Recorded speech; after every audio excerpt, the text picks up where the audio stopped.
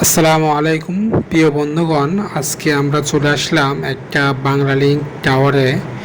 তো আমরা সবাই টাওয়ার দেখি, কিন্তু টাওয়ারের ভিতরে যে কি থাকে সেটা আমরা কেউ জানি না বা দেখতে পাই না।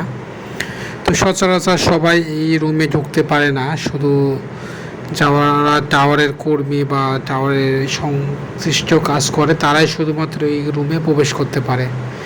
তাছাড়া জনস্বার্থে এগুলো প্রবেশ নিষেধ।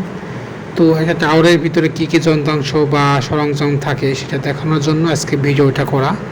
তো এটাকে আমরা ওজেব বলি, যেটার মাধ্যমে বিভিন্ন সংযোগগুলো স্থাপন করা হয়।